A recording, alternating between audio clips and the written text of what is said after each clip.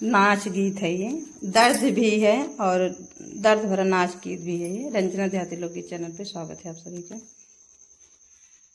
दरे दरे ठोकर खिया वही नसीबिया, दरे दरे ठोकर खिया वही नसीबिया, दरे दरे ठोकर खिया वही नसीबिया, दरे दरे ठोकर खिया वही नसीबिया।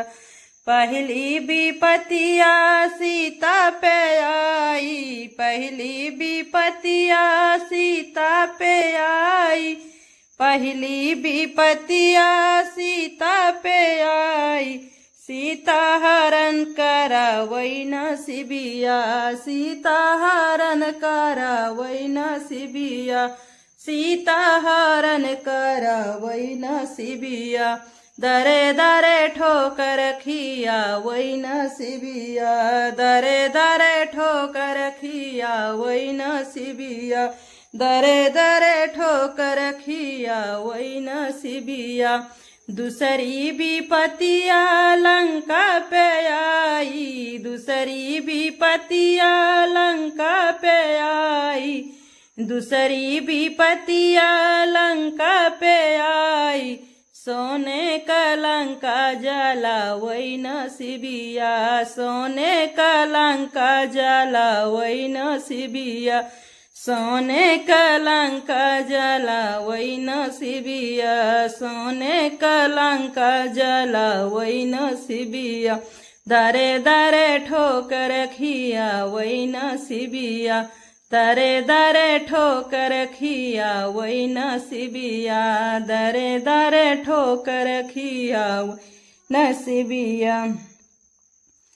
तीसरी विपतिया लक्ष्मण पे आई, तीसरी विपतिया लक्ष्मण पे आई, लक्ष्मण के शक्ति लगा वही नसीबिया, लक्ष्मण के शक्ति लगा वही नसीबिया, लक्ष्मण के शक्ति लगा वही नसीबिया। दरे दरे ठोकर खिया वही नसीबिया, दरे दरे ठोकर खिया वही नसीबिया, दरे दरे ठोकर खिया वही नसीबिया।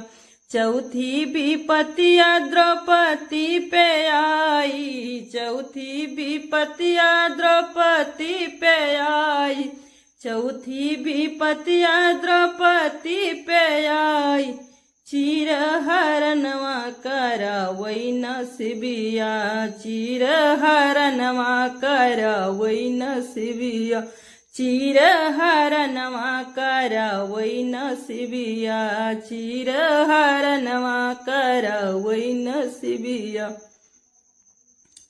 दरे दरे ठोकर खिया वही नसीबिया, दरे दरे ठोकर खिया वही नसीबिया, दरे दरे ठोकर खिया वही नसीबिया। आप लोगों को कैसा ये लगे नाच गीत कमेंट बॉक्स में जरूर बताइएगा। रंजना देहाती लोकगीत चैनल पे आप सभी का स्वागत है। अपने वीडियो का विराम लेती हूँ। जय माता दी, राधे राधे आप सभी को।